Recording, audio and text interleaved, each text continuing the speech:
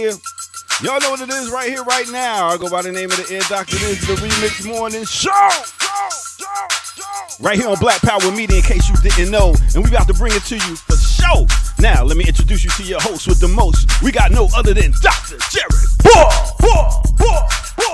And burn it down, Kim Brand.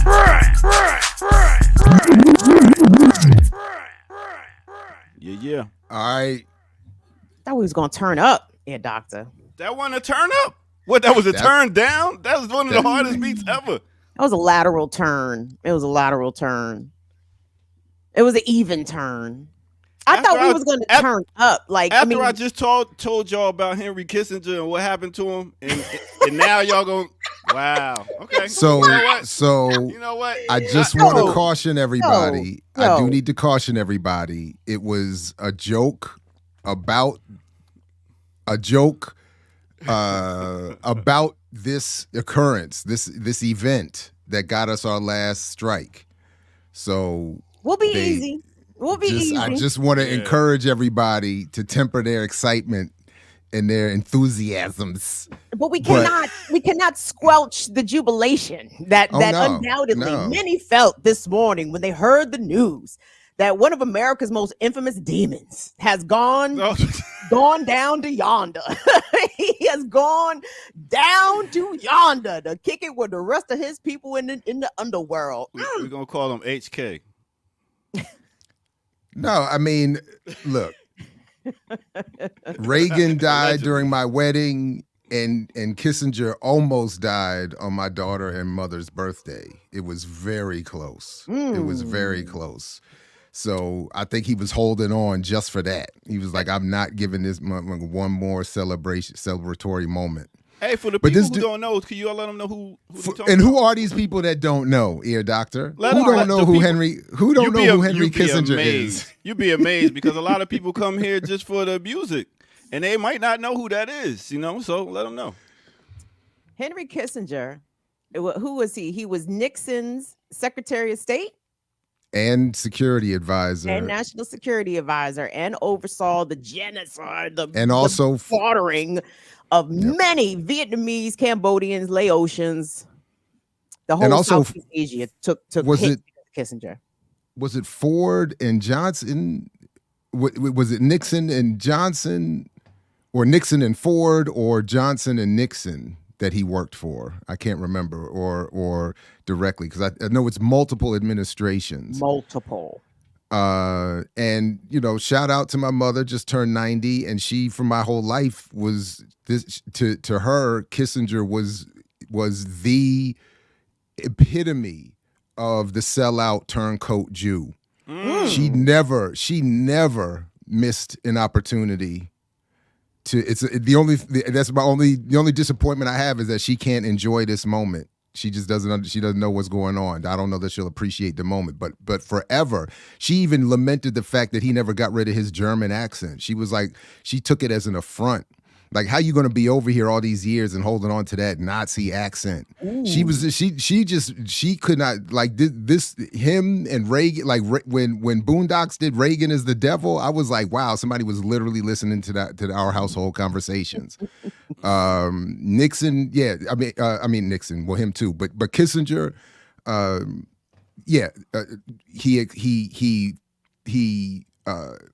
whole thing to get Nixon elected by holding off the peace talks, killing hundreds of thousands more Vietnamese, as you said, Laotians, Cambodians, even U.S. service personnel. Mm-hmm. I mean, this dude, and then everything. We even see him pop up in the film Golda, helping Israel do its thing with against Syria.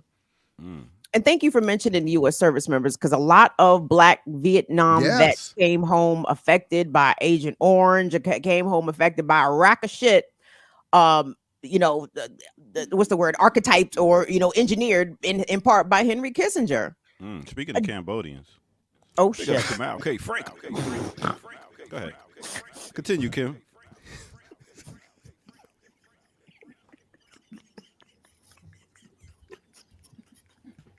I'm like, My bad, come out. I promise. I'm gonna stop messing with you when you come in here late. Nah, you good. I know what you got to do. I like how you matching with Kim. Continue. Kamal, would you like to come in and take part in this memorial of one of America's most infamous, notorious demons? It's puff puff give. We passed the blunt of jubilation. Yes. As a Cambodian and someone who had my people bombed by Kissinger, I can say this is a sterling piece of news to wake up to. This is a birth, like I'm assuming y'all have already talked about. Obviously, the Vietnam War wasn't started by Kissinger or under Kissinger. The Vietnam War was something that was going on in its infancy since the Truman administration, and then continued and picked up with John Kennedy. And then obviously later on, I think in between that might have been, who was president between Truman? Johnson. Johnson was after Kennedy. Yeah. Ford? No, not yet. Might have been maybe Eisenhower. Wait, who? Oh no, Eisenhower, Truman, and I think Kennedy. But anyway. No, Truman, Eisenhower, then Kennedy. Truman, Eisenhower, yeah. So Eisenhower, yeah, we'll get there. So I should say like Truman, Eisenhower, in the sedence of continuing to support the French, and Kennedy began to unleash that war, and obviously Johnson took it to another level, and Nixon continued that. But as Kissinger, in terms of his bombing campaigns, the fact that they awarded him a Nobel Peace Prize shows the disingenuousness of any Western award or idea around who's responsible for war, who's responsible for murdering and killing people, literally in the millions. The Vietnamese Secretary of State counterpart refused to accept the Nobel Peace Prize in conjunction with Henry Kissinger because he was a murderer of their people, and he was rehabilitated or not even had to be rehabilitated, I should say. He was always praised by corporate media and establishment politicians, elected officials who are crying their own crocodile tears, who've created or taken part in their own mass killings over the years. This is something that no one who cares about, the term third world people, like we used to be used, is crying today. People are just like, it took too long. It's amazing the longevity of demons. I'm telling you, Dick Cheney's gonna live to be about 150. Okay, like I'm telling you, all these niggas, all these terrible niggas, like they somehow managed to live a long time. And I don't like the fact that Henry Kissinger got 100 years. But again, I have a different belief system than y'all. I think, there's some shit waiting for him once he finally closed his eyes for the last time. So hopefully he will. So. I hope so too. I hope he's getting it good. To me, it's an indication. Yeah. It's just an indication of what happened. The spoils go to the winner. So they get to live long lives. They get to be praised. They get money. They get resources for their basic colonial activity, for their murderous activity, for keeping the West on top. Unfortunately, and already this morning, sorry, my bad. Unfortunately, no, I'm done. Yeah. No, go ahead. I've already cut off a couple of the sort of outer rings of my YouTube media sphere this morning, because as soon as people started with the there's a couple ways to look at it, and they were almost doing he was a controversial figure. I was like, end, next, don't recommend this channel anymore. I was like, y'all out. That's it. I can't. This is where the unmaskings all occur. It's like I could tolerate certain thing. I mean, like I'm even talking about like my movie review channels. Like leave your as soon as you start, as soon as it's like, well, this was nope. So yeah, because there is no two ways to look at this dude. I mean, it's and what he represented. So everybody that gives him, it's like the Godfather. Everybody that gives him a little praise is the enemy. That's the traitor. That's the one So like if when you go to dinner or when you out at the whatever, the first person that's like, well, he was a complicated figure. You're like, oh, Note, make a note. You off all the lists. No Christmas presents for you. No, you get Or added Kwanzaa. to the. That's right. You get added to the do not invite to my funeral list. You Traitor. get added to that list. Like, nope. Traitor Don't to let this one people. come either. But y'all, I mean, it's going to be a great holiday season. The holiday season is off to a rip roaring start. Somebody put something in Derek Chauvin. They didn't finish it, but I Oh, mean, damn. it was the sentiment, right? It was the gift. The it was gift the of spirit. giving. The gift of giving. But Spirit of it. And I now like that he survived that too. By the way, Oh, I don't. like that. I- No. I let Feel the him. pain. Yeah. Let him. Feel the pain. Okay. Hold on for a little while. Maybe there's a round two. You know what I mean? I was Like, thinking that too. you know what I mean? Hey. Like, Damn, we you ain't know, sure. like don't be too quick with it. You know what I mean? Like, I mean, it was, like how many Slow minutes he process. hold old boy Right. down? Like, you know what I Yeah. mean? Like, you know what I mean? Let's take your time. Take your time. Let it simmer. Let Yeah, it let it burn. marinate a little bit. marinate a little bit. And then But- marinate, put some seasoning. It's like, I'm sorry, I'm doing too much. Go ahead, Kim. But less than a week after America's genocidal holiday, one of America's most notorious genociders also has gone down to yonder. So, hey, we might be in for a wonderful holiday season, everybody. What is Kwanzaa going to bring? What are the 7 principles going to bring? Kuchagalia, baby. Gonna be a lot of Fuji Saga Bush. Fuji Saga Bush. Take one of them bushes. I don't care which one. Oh man, it has Nia. It has purpose. All right, well, let's go ahead and take a quick break right here. We got a great show coming up. We got guests coming through at 9 at the top of the hour. We got news. It's a celebration, y'all. It's a celebration. So we're gonna go ahead and get to it right here on the Remix Morning Show. Get it Damn, I hit the wrong button. again.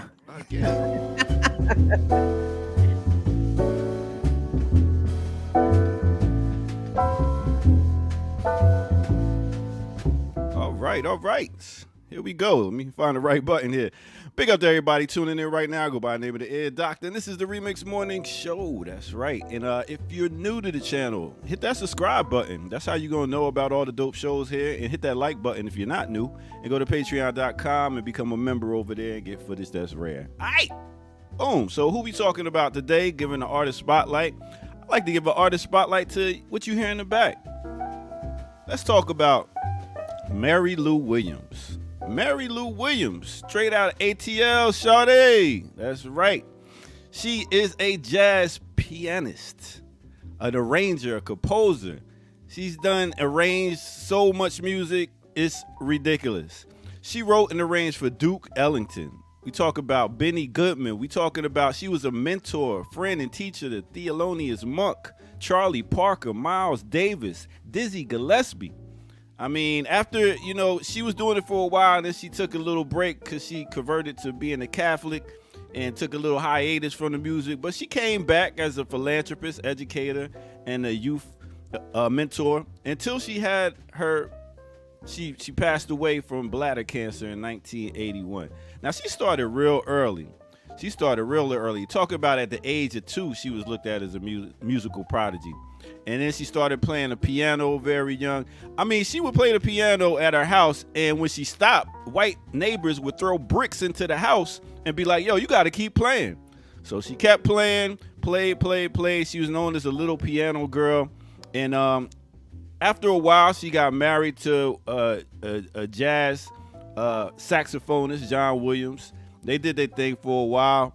And then she started going to different places, getting into different bands. She was playing with McKinney's Cotton Pickers at a Harlem Rhythm Club. She worked with Louis Armstrong. I mean, listen, she worked with all the greats. She did bebop, she did jazz, she did gospel. And, what she did after that, like I said, is she did the music, got into being a Catholic, took a break, came back, worked with the youth, and after that, she passed away, had bladder problems, and had a transition. But she got a lot of dope music. She worked with a whole bunch of people and put them on, talking about all of the greats. All right. And she was also on Sesame Street. She been doing the Dick Cavett show. She was all over. She is known as the most successful woman, first lady of jazz keyboard, and the most first successful woman in jazz. So give it up to this sister right here. She has so many different songs out, so go check it out right here on the Remix Morning Show. In case you didn't know, Mary Lou, y'all, straight from ATL, shawty. All right, let's go.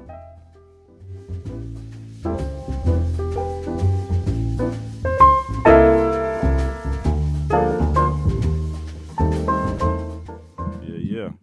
Thank you, Ear Doctor. I have never heard of this lady, and I'm glad to have known about her now.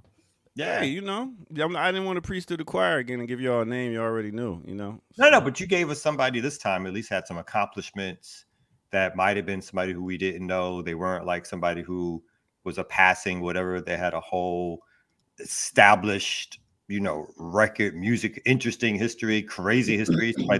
People throwing bricks through your window to make you perform. That sounds crazy, but whites, no less. The whites. Yes. So no, that was one of your good ones, I believe. One of my good ones. Appreciate it. Excellent. Well done, Ear Doctor. Are you staying for the day? My bad. No, I won't. I gotta go and teach at another school. Teach is a strong word. You have to.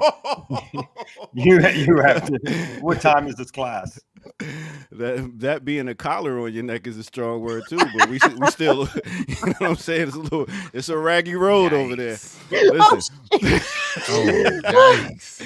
Oh my bad. Listen, I see you couldn't find a real shirt this morning, so you had to put the tablecloth on. Let's go. That's what we're doing this morning. I'm just saying. I mean, no, I live for the playground of cracking. Nah, I ain't gonna do nothing. Speaking of which, I need a therapeutic moment before you go. Okay. I need it before we hit the map, whatever. All right. So over the last few years, like I feel like I've taken a road of less overt confrontation. And I don't know if I feel like it's paying off personally for me as a personality type. I don't know if I need to find an outlet. But you know, it's one of those things where you get like the wife gives compliments because you don't blow up on people anymore. Mm-hmm. But you know when you don't blow up, you know when like very good, darling, that kind of thing. Like you're being mature. But you know when when someone else feels like you're being mature, you feel like you're getting punched in the face and taking it, or that's called growth, my brother. That's the term. Those are the terms. It is. And what you probably need to do is get a punching bag at home. And take it out on the punching bag. That way you can get your cardio in at the same time. You can be like, I am who I am. You know what I'm saying? But because Kamal, I think we're in a similar position. I want you to be careful with that, because that a couple years is exactly what I did. And there's a certain, allegedly, there's a certain traumatic effect on the household when others even just hear the hitting of the bag, and I ended up busting it off of the hinge and damaging our ceiling too. So you got to be a little careful, because I did that exact thing, and I was down there putting it in, and apparently it was like I didn't, because you come back upstairs, I'd be a little tired, but smiling, and then they'd be like, but damn, they'd be like. So get the one that comes with a self hanging. Don't let it hang from the ceiling, and get that, and take it out on that. But that's growth, man. Get that standalone, the dummy. That's the one I need to get. The standalone dummy that you got to put in a couple dollars, and I think I like it though, man. I like that. You should put the name of whoever you are upset with at the moment across the punching bag. Ooh, so Mayor Andre Dickens, and beat the shit out that joint. You know, feel me? Like whoever the refrigerator lady. You know what I'm Make saying? sure it's an erasable marker, otherwise you're gonna run out of room quickly. And make sure it's all men's names. Unfortunately, you can't put any women's names. You gotta put the refrigerator lady on there. Come on, man. She been beefing with him for years. You talking about the snitch lady that always calling the police on I got to see her that time we were down Come there. on, she deserves it. Kim. Yeah, okay, you could put her name on the punching bag. I mean, that's not actual abuse. You know what I'm saying? All right, so yeah, that's it for today. No, I'll be here till 9, and then Okay. I gotta be out. So enjoy. Thank you, Ear Doctor. And Kalaji's coming on at 9 with an interview, Yes. and which is dope. A nice follow up because what he put on last night was incredible. The tribute to Sekou and all the people he had on, raising money and remembrances and discussions and trash talk. People talk about they're gonna get up out of the sick bed in the hospital and beat somebody in handball. I mean, it was dope though. So yeah. So anyway, people, if you missed that, definitely check that out and follow the links that will be provided or are provided so you can support the brother right now. Yeah. Word up. Anyway, All right, guys. Well, we we're map off to slapping. a celebratory start, so let's keep this thing rolling.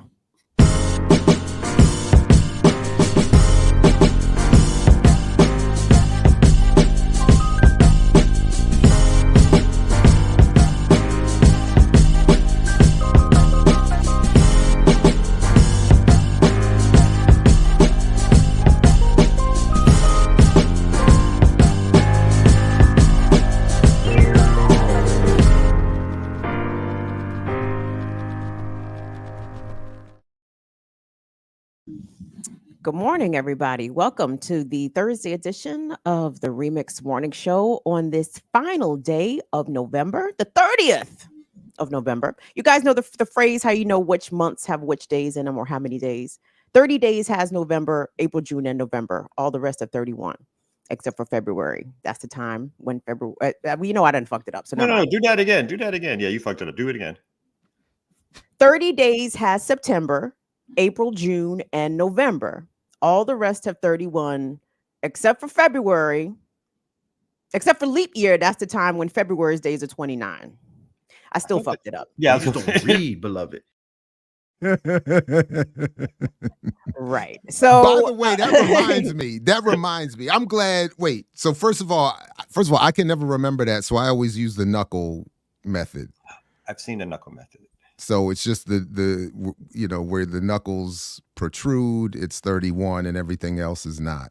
And it somehow works out. I forget where you start, but somehow that's the important part. You got to remember. But I think it doesn't matter. I think if you start on either end of your knuckles and you line them up like this and then you wrap it around again, it works. I think, but nowadays I just look at my phone.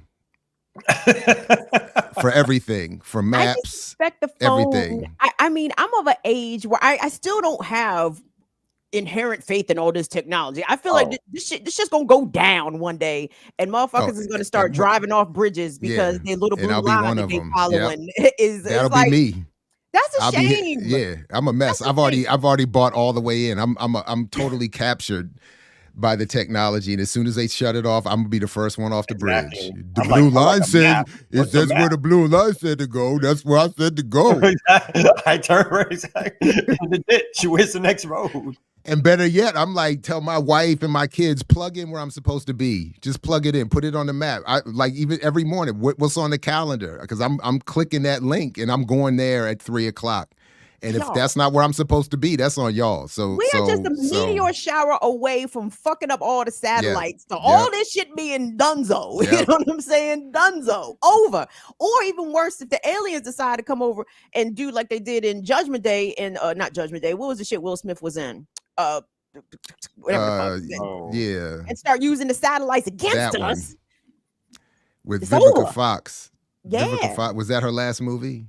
Shut up. No, it was not. That might be the last decent movie, but no. If Vivica had a bunch of movies after that, y'all playing. What's the joint she had with Morris Chestnut? She had two can play at that game. One of my favorite movies.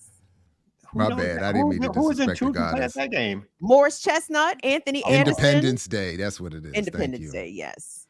Oh, I just saw Anthony Anderson with the good fellow with Steve Harvey and the Good Brothers of Earn Your Leisure in Abu Dhabi, saying that they are the ones now making sure that we are able to tell our story globally and are in control of our narrative. So. I was wondering about the Earn Your Leisure cats. Like, did he come and ask back for that $1 million so he could help pay his settlements? He might be exactly. He might be. Or they letting him. Diddy's letting them hold on to that million, just in case he need it in the future. But that reminds ain't no future. That million is gone. And I think he's in the chat. So because Kamau, to your point, I like direct confrontation. So I want to call him out. We play his drop now all the time, but Hiram big timed me.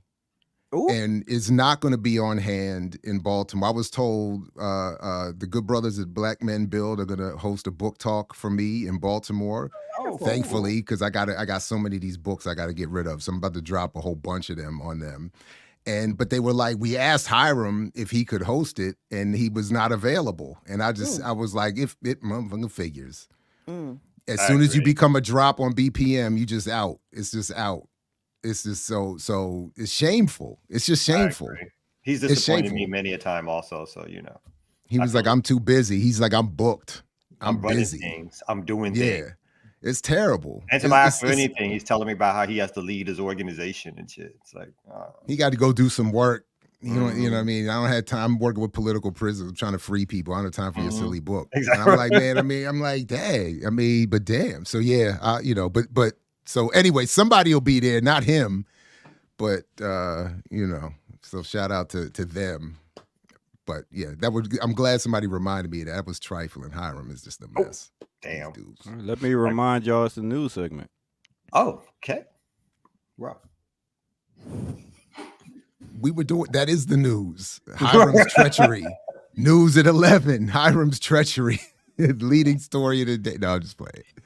Do we want to have how deep did y'all go into Kissinger? Do we want to do any sort of more formal obituary thing, or do we cover that? We can. I think actually we should because apparently everybody does not know who Henry Kissinger is.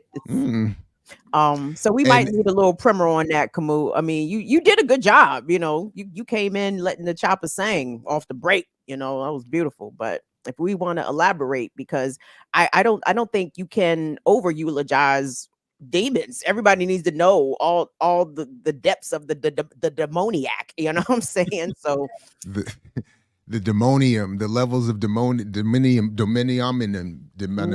and yeah, so Reuters. Erica added this couple stories for us to the run sheet. Shout out to her. Thank you, Sister Erica.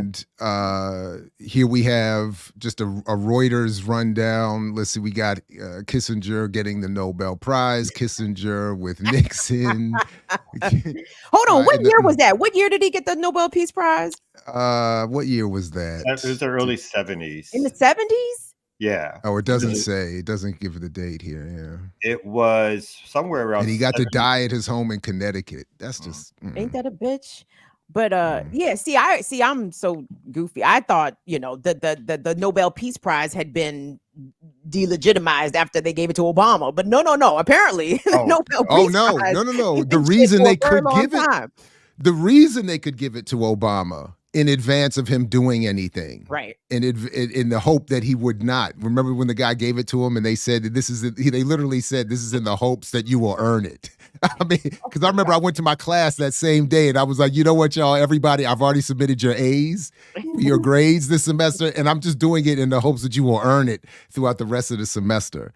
But they could do that because he had already been, they had already, that's a much better story and picture, an appropriate picture. But then he gets to die at his home in Connecticut, to Kamal's point. And I think, if I'm not mistaken, one of the reasons he would have had to die at his home in Connecticut is because if he left this country, he might have gotten snatched up for war crimes on some charge internationally. I thought for a while, at least, that was always a threat for him. Contraire, though, because recently, I want to say within the past 3 months, Kissinger actually traveled to China.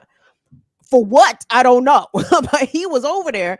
And I remember being surprised, to your point. I thought this nigga couldn't lead the country. Nope. He was over there in China. He's an American diplomat. He has the protection of 800 military bases across the world. I mean, people ain't going to just, and in China, and again, Henry Kissinger is noted for being the architect of the quote unquote, the American version of it, opening up China, right? So under Nixon, again, China and the United States established diplomatic ties.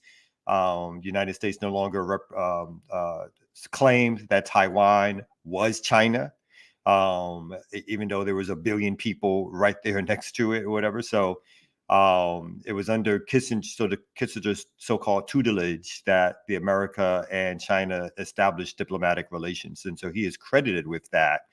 And probably still is frequently, like you said, like is allowed or welcomed in some cases by certain aspects of the Communist Party to come to China to have conversation talks.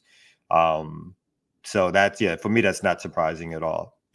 So just quickly, and I'm happy to be corrected on that, although I'm saddened that was not the case. But we got to get him on here because Orasami Burton's father was actually really cool at one point with Robert F. Williams and shared with us a little story about how Williams had been accepted, of course, to go to Mao, invited by Mao to go to China.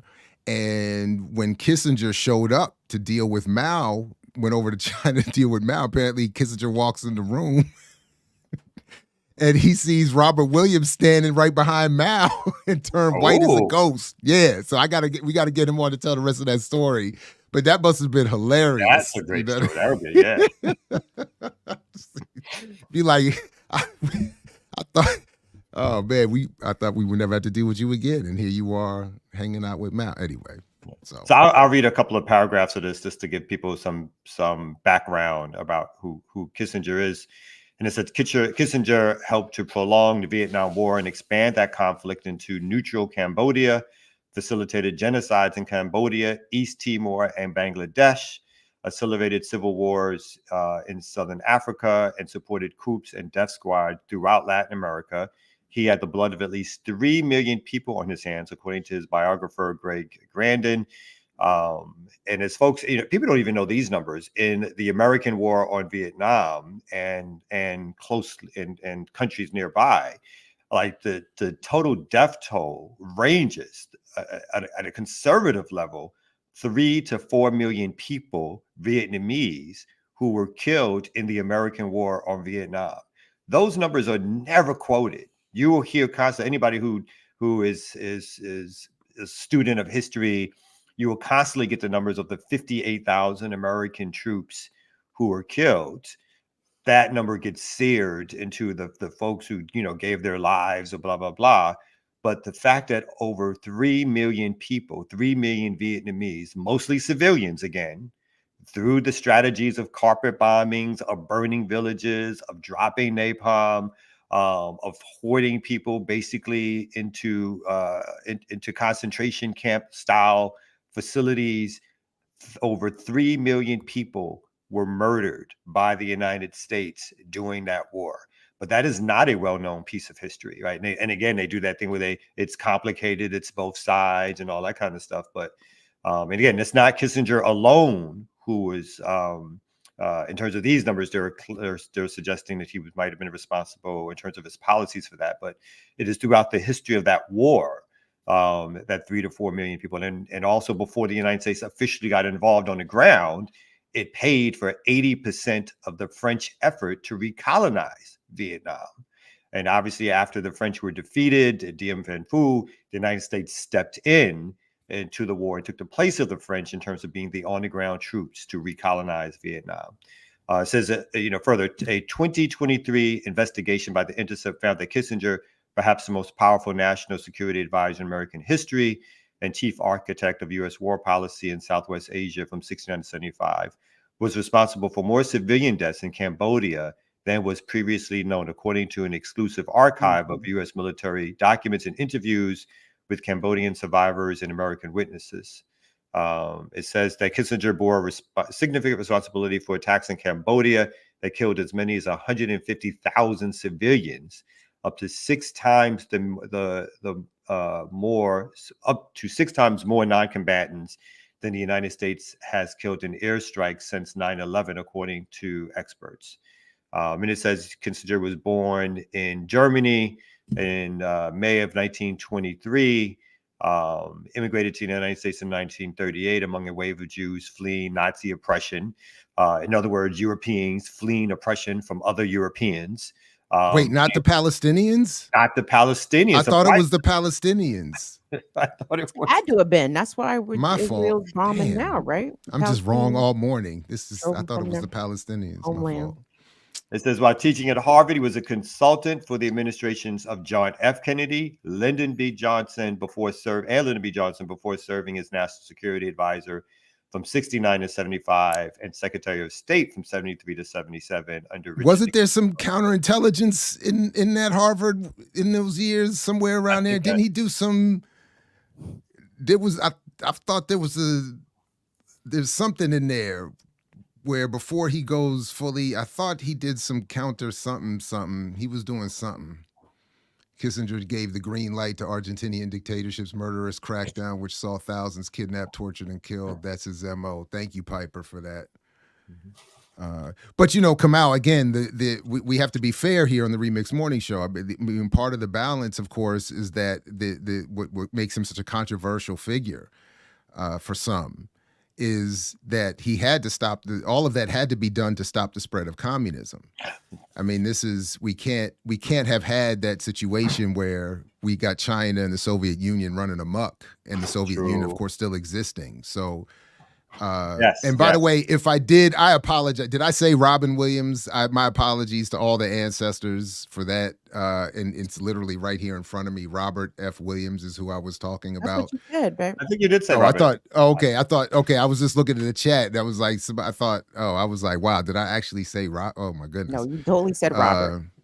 I had a good friend growing up who was Cambodian, who hit me to all of the American atrocities in Cambodia that we are never taught, that most people are not aware of.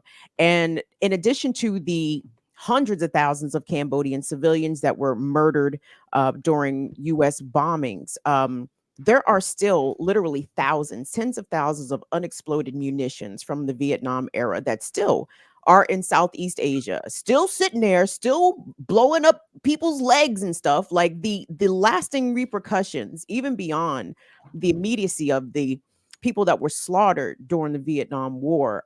Kissinger's legacy is still being felt right now. You know what I'm saying? In Southeast Asia.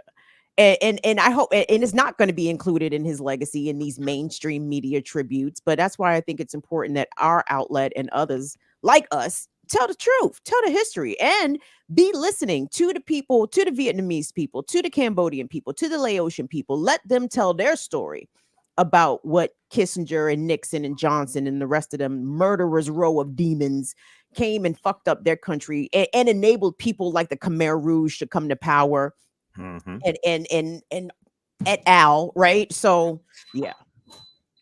No, I went back and watched. Yeah, go ahead. My bad. Go ahead. No, you got no. I was just going to expand to like in South America and Chile, supported Pinochet overthrowing of different governments, targeted assassinations. They mentioned East Timor, the basically genocidal war that the U.S. sponsored again, if I'm not mistaken, by Indonesia on East Timor to keep it as an island colony. Sorry about that, Jared. I know that bothers you in the background. That's a Get's fault. That was the refrigerator that time, not the fire alarm. So that history is still strong too, in terms of what Kissinger is responsible for. I mean, if any full list of all the war in South Africa. In terms of continuing and keeping the South African apartheid regime in power, and starting wars in neighboring countries and so forth. Kissinger's history, like you said, of ghoulish accents, and it still reverberates today, like you said. He was just wrong all the way forever across the board. And I just went back early this morning, watched an old interview on C-SPAN with Christopher Hitchens, who, of course, would himself unfortunately be later wrong on Iraq and other wars and whatnot, but on his work on Kissinger seemed to be pretty on point. And he did claim that Johnson and Robert McNamara would later regret they felt he put it like they felt manipulated by Kissinger and would later regret it. There's a whole documentary of McNamara and the Fog of War. I saw. Yep, I saw where that. he tries to sort of allegedly take a step back. Yeah. And revise his opinions of what he was responsible and pushed for, particularly under the Kennedy administration, right? And I assume, I think under Johnson also, but I know under Kennedy is where he sort of first came to popular service or known service in the government. So, yep, I saw that documentary when it came out, and was even in the crowd for a post-documentary discussion where folks rightly called out the fact that they were like, "Nah, we're not letting this movie let these fools off the hook. Like, this is a cute little documentary for your end of life rebranding, but get there, get up out of here with that nonsense." So I was, that was nice.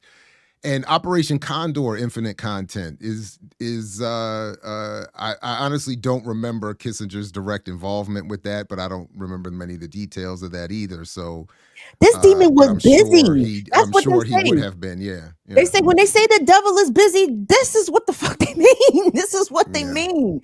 Like, there's no, I mean, endless fuckery, literally, just waves, oceans of suffering. Like, I mean, and I know he wasn't by himself, he had help or whatever, but just imagine, minus Kissinger, right? He was the catalyst. He didn't have to be the catalyst, but he was. But it's like, subtract him out the situation, how many millions of people might still have their lives? You know what I mean? You know what I would only say is the way, Kissinger is remembered because of his leading of those efforts.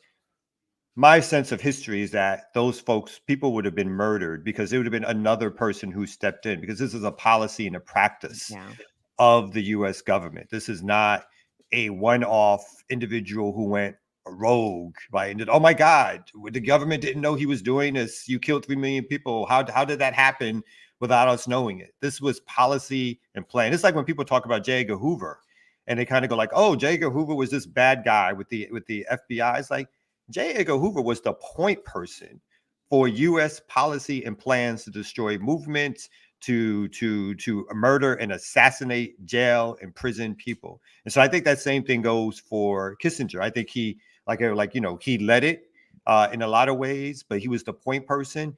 But, before Kissinger, there were others. And after Kissinger, there were others, because this is what the U.S. government, this is what Western hegemony does. He serves a special place and role, but it's not exclusive to him, as you were stating. Like, there were people before and after or whatever.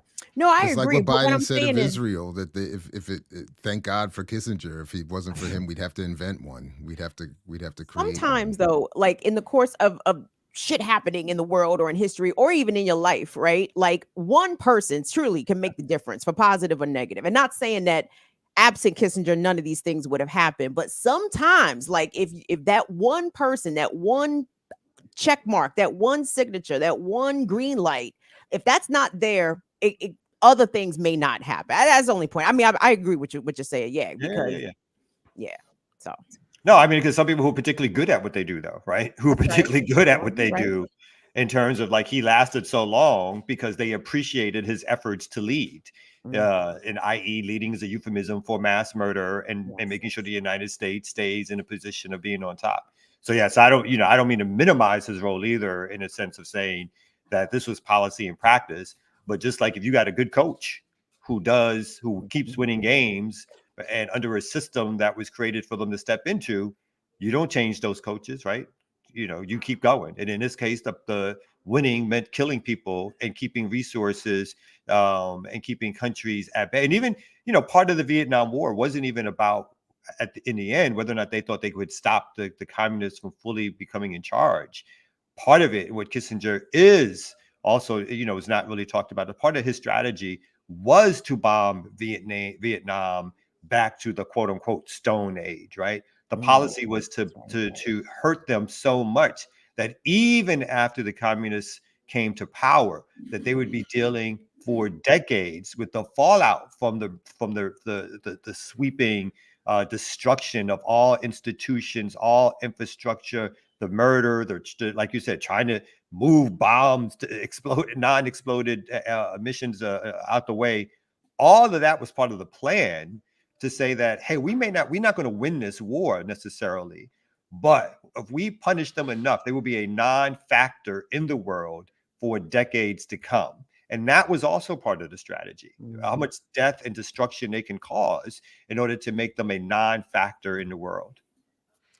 So that's why we can't have people out here blaming, putting undue focus and blame on the ear doctor when, in fact, we are the ones who created the circus for him to ringlead. So True. Hey, I was just thinking, you know what a woman should invent? Were you? Oh, what a what should happen? A woman should invent. Oh boy. You know how when you open up your just opened up your refrigerator and had a beeping sound? Mm-hmm. They should put on a toilet the beeping sound when you leave the seat up. Women would love that. All right, so we're going to take a quick break because I got to get out of here in a minute. So let's do it right here, right now on the Remix Morning Show. What's the matter, yo?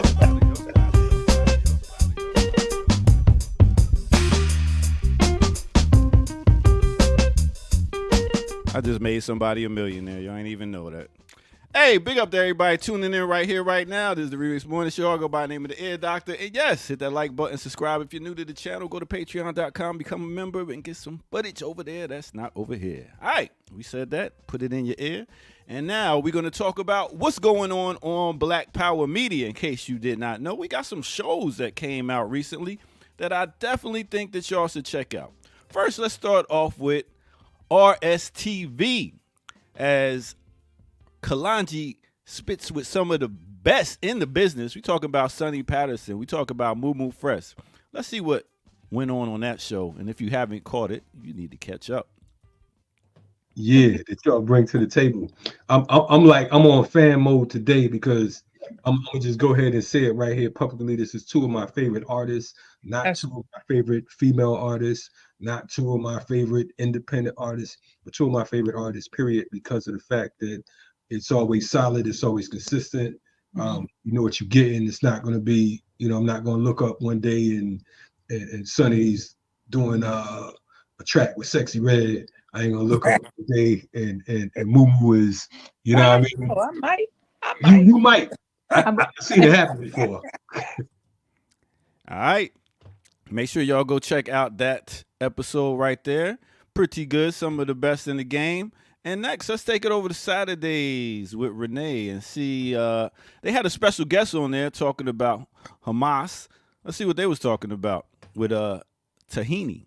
A lot of our recommendations, a lot of our analysis is based on having their analysts based in the field, on the ground. We speak to everybody, all stakeholders from the top down, and we try and come up with pragmatic, workable solutions to different conflict areas. I work on the Palestine file. I've been working on the issue of Palestine for the last 11 years and joined Crisis Group. All right, so we got people on the ground giving y'all that information. We only can get it right here on Black Power Media, y'all, in case y'all didn't know. So that's what it is. Now let's get back to our host with the most on the Remix Morning Show. Let's go.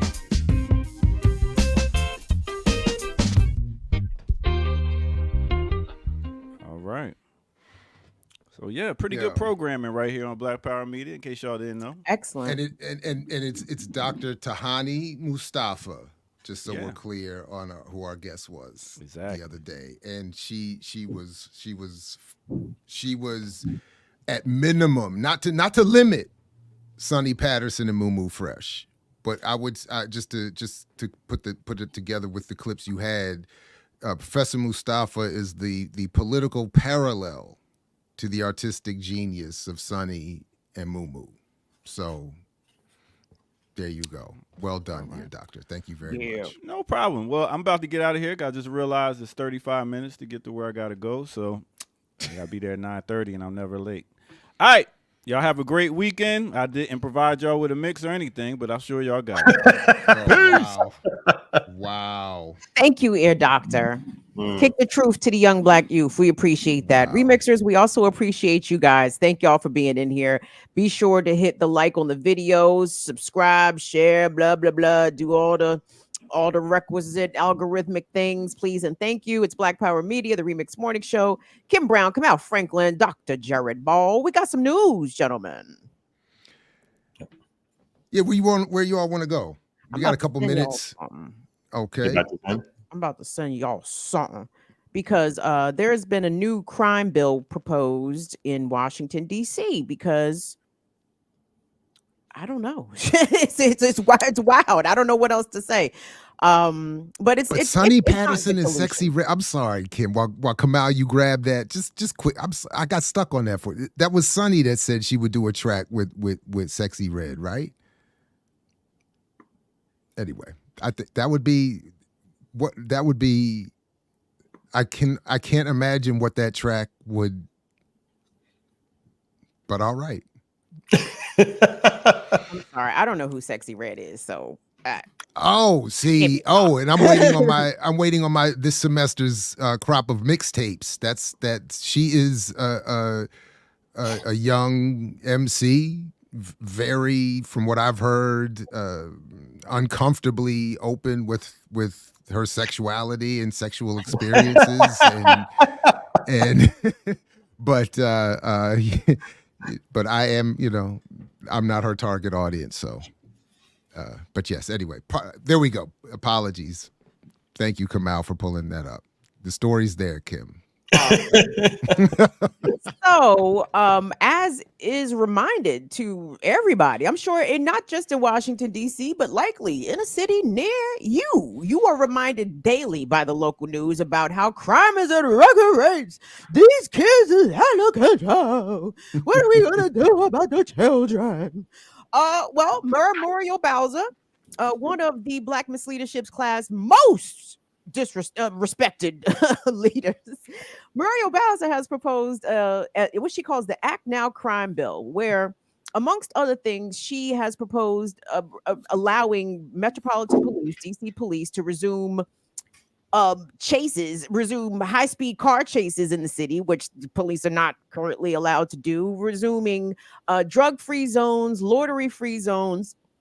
And she presented this bill to the DC City Council, and I believe hundreds of DC residents signed up to give comment on this bill, most of whom voicing their extreme disapproval of what Muriel Bowser is proposing. So let's take a look at this package from WUSA 9.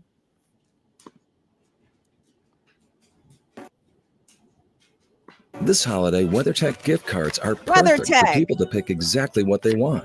Laser measured floor liners that fit your vehicle precisely. SigMat protects under. I skipped. I was like, I skipped that. Not skip your ad. Can't skip. There we go. All right, so new at 4, a public hearing is going on right now to discuss Mayor Muriel Bowser's bill to address the rise in DC crime. The Act Now legislation that was presented over a month ago, it targets issues like open-air drug markets and organized retail theft. But as our Rafael Sanchez-Cruz tells us, certain proposals, Rafa, getting a lot of pushback from district residents. What are you hearing? It is, Adam. With issues like retail theft, we're not hearing a lot of opposition, but when it comes to changes in policing here in the district, that's where some residents are drawing the line. We are creating criminal penalties. Mayor Muriel Bowser's latest public safety bill is getting pushback from residents like third-generation Washingtonian Paul Spires. That bill does not promote gun violence prevention or public safety. It promotes brutality, discrimination, and inaccountability. The Act Now Amendment Act of 2023 targets issues like organized retail theft, but it also revives drug-free zones, a practice voted out in 2014 that targets loitering by allowing DC police to declare an area free of drug sales and consumption for up to 5 days. We may have a drug-free zone. What about our in-between children that are walking by to get to school? Ward 7 ANC Commissioner Ashley Ruff is concerned this might lead to police harassment of innocent people. The hotel executive Elliot Figueroa says this would address concerns along the Chinatown corridor. The feedback from the guests that they're not willing to travel back because of the crime. Another provision would allow DC police officers to review their body-worn camera footage before writing their initial police report in certain situations. What? Ward 2 Councilmember Brooke Pinto, who chairs the Committee on the Judiciary and Public Safety, says this helps build stronger criminal cases. In practice, we've seen so many of those reports be so terse and so short and then have to be amended if additional details come forward with in practice, review of they the get to footage. change the story. Reverend Claudia Harrison disagrees. She runs Angels of Hope Ministries on Elvins Road Southeast, where this shootout was captured on Saturday. We're in a war zone. This is serious. Young people are not going to school because they're afraid of going down the street and who's going to come around the corner to shoot them. They have to respond to the massive coordinated retail theft. You know, these carjackings, you know, dog nappings. Those things are real in people's lives. The dog napping is real, y'all. That last activist telling me that some legislation is better than none. Now, Mayor Bowser plans to advance this bill during this legislative session. She plans to get all 13 votes from the council members. And we're just told a couple minutes ago that the chief of police is here and she's actually testifying in support of this bill. We're going to run up and try to get her reactions. And we'll have that later on. I'm live in Northwest. Rafael Sanchez Cruz, WUSA 9. Yeah, anything here to do that will. Wow. But you hear the news co-signing anything to please stop the scourge of crime. Thoughts, gentlemen. Let me get y'all's thoughts because I have some other things to contribute here, but I'd like to get y'all's. So we only have we only have really a couple of minutes. Okay. That's in fine. fact, literally 2. And we have Kalanji and his guest are here. So, but. Just absurdity. I'll leave it there for me. That's my absurdity. that's a fair characterization. Kamal, what did you think? To hold us over. About I mean, it's a combination of the bill and then the story. One, that the story shows you these empty drugstores as if those drugstores were like there was some mass haul of crime that emptied the shelves of the drugstores. It's like, that's got nothing to do. You just picked a picture of a drugstore with the shelves empty and trying to equate that with some massive criminal activity that just took place. And then a woman who says that they get to review the body cam before, that means they get to lie better, right? Because then they get to say, oh, I need to match this up with the body cam stuff. That's why she came back and said it helps make stronger criminal cases. Well, duh. So, yeah. I mean, I'm glad to see that folks in the community it seems to be, don't buy this, see it as the fraud that it is, and see the fact that and hopefully they can push back strong on this, that this is only going to unleash the police in the community to kill, murder, arrest, and then to justify their actions as they're doing so. This has nothing to do with like dog nappings and or other activities in terms of criminal activity. This has all to do with unleashing the police on a larger community once again.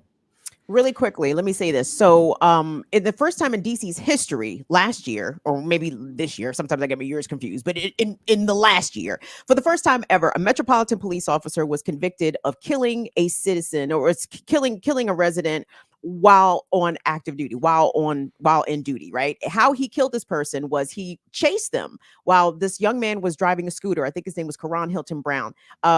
This young man ended up losing his life as a result of this police officer pursuing him. Okay. One of Muriel Bowser's proposals in this crime bill is to make police pursuits legal, is to legalize the actual criminal behavior that actually took the life of a young man that got this cop convicted for the first time ever in DC's history. I believe he was convicted of second-degree murder. So just to underscore Kamal's point, she wants to unleash the police on DC residents more so with this bill. So yeah, that's it. All right, well, we're going to take a moment and step away from the absurdity here at the Remix Morning Show. Come back, Brother Kalanji and Brother Davis have an important conversation to have. So stay tuned, stick around, back with much more here at the Remix Morning Show.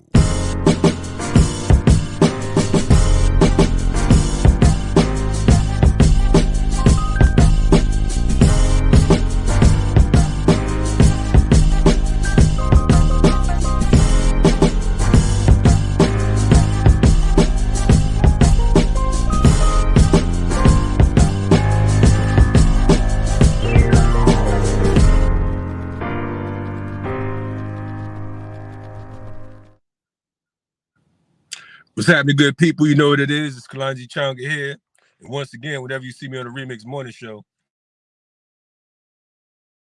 so here we are. We have a very, very important discussion today with my man, Attorney Mauli Davis and Anitra Holloman. We have some go. Looking for my guests. Please turn your cameras on.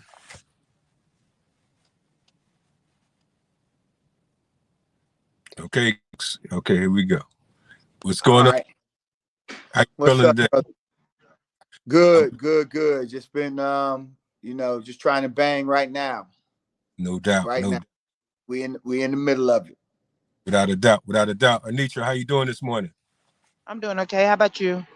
Man, we're live on arrival. This is becoming a tradition. It's like every time I have y'all on in the morning, I end up in the car. So I don't know what it is. It's just Wow.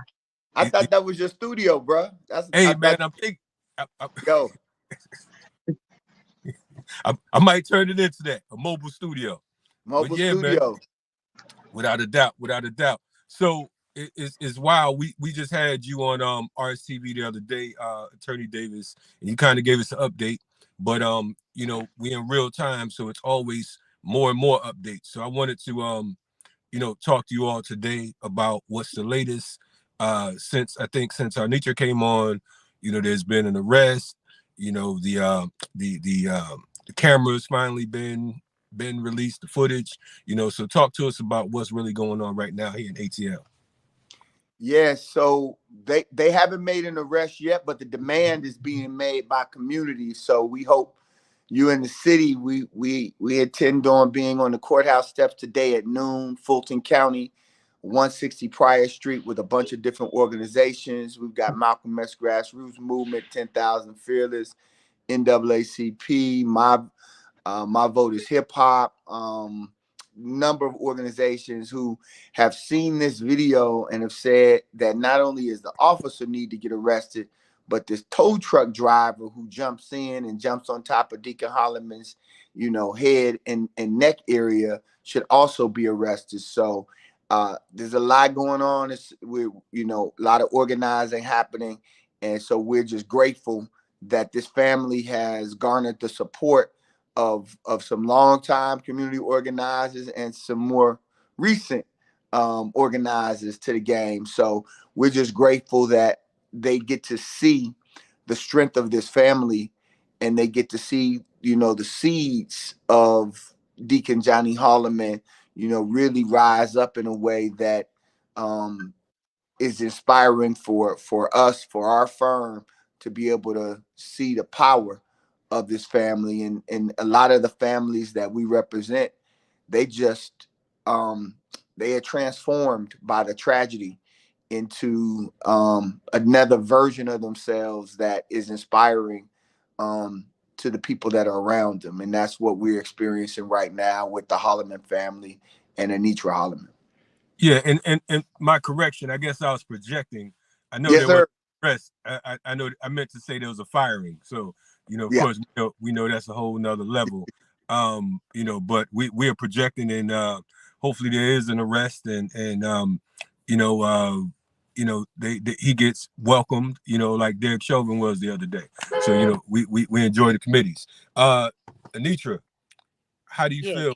What's going on right now? Because I know that I've seen you and the family, out rumbling, and y'all been, consistent with it. How do you feel about what's going on thus far? Do you feel like you're seeing any semblance of justice, or you think that it's it's a slow crawl? What's the deal with that? I feel like, at this point, it's been, a little over 3 months. I feel like, we're moving in the right direction. I feel like, even with the 4 demands, 2 of them, we already have gotten, and, we're still waiting on the other 2. So I do feel, that we're moving in the right direction. Like I said before, this video is very disturbing, and we can't continue to sit by and allow this to continue to happen to our people, and this fight for justice, for my father, it's not easy, but it's a fight that must happen. And so we got to continue to move in this direction, just like I told the people, regardless of, how you choose to do what you do, just do something. Don't sit by and be silent and say, okay, well, it didn't happen to us, or it didn't happen to my loved one, but it could have, and it could have been you, and just the video itself is just so disturbing to the point where I mean, it's like mentally, I've been praying so I can stay on the right path, but it's hard. It's hard because every time I watch it, my legs won't be still. I can't. It's like I just can't get right. It's because I'm angry. Right. Now I'm going to backtrack because Attorney Davis said something a few minutes ago that I almost let slide, but I didn't want to even. It hadn't even processed, even though I've heard the story. I know what time it is. Attorney Davis, you made a statement that the tow truck driver got out the tow truck, got involved, and helped pin down Deacon Holloman. Now, I understand there's been rumored that this particular tow truck driver was a former police officer. Is that factual, or is it? So our research now and investigation has indicated that he wasn't an officer. He worked in security, but he was not a actual post-certified police officer. So the way he moved though was very cop-ish, and it was just bizarre to see someone come in and jump on this 62-year-old elder in this way while the officers is punching him and tasing him. It's just the whole situation it speaks to what we've been discussing for years, is this culture in policing, which is rooted in this culture of white supremacy. And so we are saying that when this officer engaged Deacon Holloman, he wasn't functioning within what we know to be our cultural values as a community. And we all acknowledge there's a lot that has eroded from our culture, but there's certain fundamental parts. We protect our babies, we protect our elders, we respect them. You don't say nothing slick or out the way to an elder. And this young 23-year-old was just in disrespect mode from go, and stayed in that space. And the reason that he could do that is because he had on a uniform. And the reality is that in Atlanta, these kinds of cases take so long to resolve, and then there's no discipline of the officers involved in terms of any real significance, that other officers say, hey, this is our culture. We out here occupying these Black communities, and we're out here serving the white community. It's just that stark of a difference. So just for the record, right? So we have Deacon Holloman, a 62-year-old man. You have this 23-year-old officer who seems to be in pretty good shape. Give us a description of the tow truck driver, because I'm trying to figure out, really. He might 50-ish, 40s or 50s. And, after he jumps on him and he stands up and he says, I hadn't done that in 8 years. I still got it. And it's the Black man? Yeah. Mm-hmm. Yeah. These are two Black men taking some, I won't elevate it to joy, but taking some pleasure, some pride in what they did to Deacon Holloman, a 62-year-old, and then the other piece is how long they left him without rendering any medical aid. Almost 12 minutes, 11 minutes and 45 seconds. And the other officers who show up, they're African-American Black officers as well. And they're asking him, hey, you okay? They're asking not Deacon Holloman, who's on the ground unconscious. They're asking, with blood all over his face because his face got smashed into the concrete. They're asking the 23-year-old, you okay, man? I mean, it's like, that's the reason people have to watch it, and we're asking people to share it and watch it. Not because we want people to be more traumatized and desensitized. It's because we've got to see the madness that happens, and then decide to act and to organize and to get involved. Crazy. So this is an example. We talk about Black faces in high places. You know what I mean? This is one of the things that our brother Deruba talks about slaves running the plantation. Atlanta is certainly that type of situation. But I want folks to be clear, because I hear people, they talk about Atlanta like it's some type of, anomaly, right? This goes on. This is policing, particularly in the United States. This is business as usual. It's just a little more shocking sometimes when it's quote unquote black on black, right? This is when you talk about black on black, when you got these pigs, attacking black citizens. Anitra, for you, I know the family's been, everywhere from city hall to the police station, press conferences, the whole nine. And I know it's all new to you all, but I wanted to ask, like, what are some of the things that you hope for? What are some of the things that you would consider justice without going all the way out? Because I know I mean, like I said, what I look for now is for both of them to be arrested, the tow truck driver and this cop. I mean, I want them both to be arrested, and I want both of them to be prosecuted to the fullest extent. That's what justice looked like for us, because it was outright murder. It was, and it was senseless. My father should be here, and I keep saying that, like, he should not be dead. That was a traffic ticket. Like, when you think about that, you like, a traffic ticket, is that really a death sentence? Like, that's what it's coming to now. And it's getting to the point where people don't value life anymore, and then the fact that he was elderly, and then you have two now black men, on this one black man, that wasn't even a threat to them. So yes, that's what justice looked like. I need them arrested. I need them to be prosecuted to the fullest extent, because what they did, it was murder. It was senseless. And then, like, it was a brutal attack. Like, y'all punched him and everything. And then just the fact of, like Attorney Davis said, no one, not one person administered him any kind of aid. They didn't come to his nothing. Y'all had my father handcuffed and he was dead. Y'all propped him up on somebody's leg. That was Yeah, I'm like, I can't even properly display the level of fury I have right now. Just to know that this is something that took place in your neighborhood. This is something that took place, what is it, like a mile away from Katherine Johnston's house? Yeah, I mean, within a mile and a half of where Katherine Johnston was murdered 17 years ago. So, I mean, this is the Black Mecca. I mean, Deacon Holloman could have walked to his house. I mean, he was literally right there at his house. Right. So he gets killed on the street, on an Atlanta street.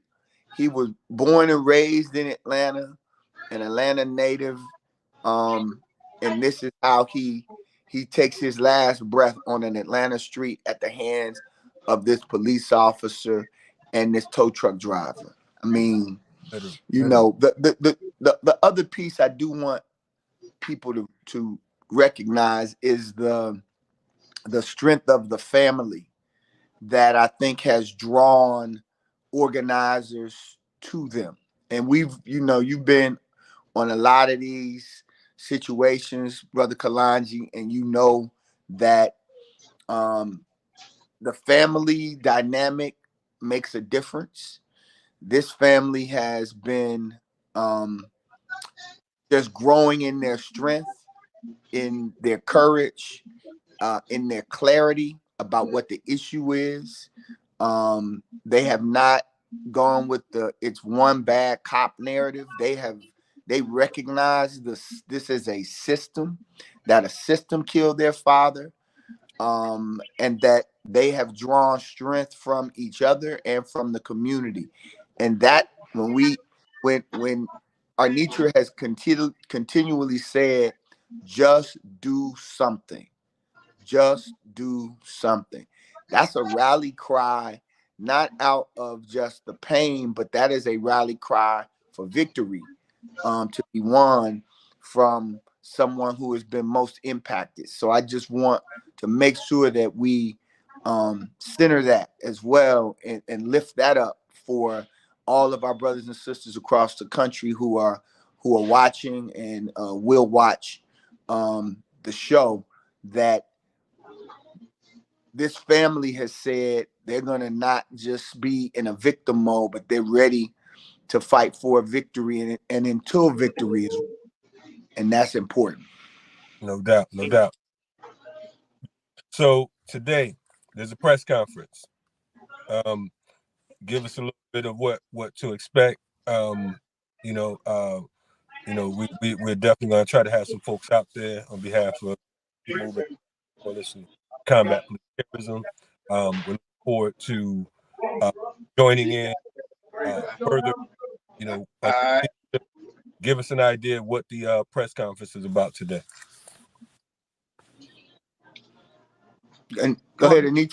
Yeah, you want to share? Okay, so the press conference today, I mean, we're going to 160 Pryor Street, which is the courthouse downtown. And we're going to do the press conference because we're asking, DA Willis to have this officer, Kyron Kimbrough, arrested, and to have the tow truck driver, Eric Robinson, arrested, so they can be jailed and brought up on charges for the murder of our father. We want them prosecuted to the fullest extent. So we need the people to come out and to rally around us. Because like Attorney Davis said, it was the people that rallied around us that helped us to get this video released. We went, and marched and rallied around. And when we talked to DA Willis, she assured us once everything was done that she would let, the video be released. She stood on her word. She didn't go back on it. She did exactly what she said. And so we calling on her again. We need you to have this officer and this tow truck driver arrested. And we need them to be indicted and prosecuted to the fullest extent. So yes, we're going to continue to ask for the people to come out today at 12 o'clock and rally around us and let DA Willis know that we mean business, and that's what we stand on. No doubt. This is 160 Pryor Street here in Atlanta, yes. Georgia. So, folks, if you're here in Atlanta, meet the family, meet Attorney Davis and all organizers. 160 Pryor Street here today in Atlanta, Georgia. If you can't make it, at the very least, share this video, share the story, hashtag Johnny Holloman.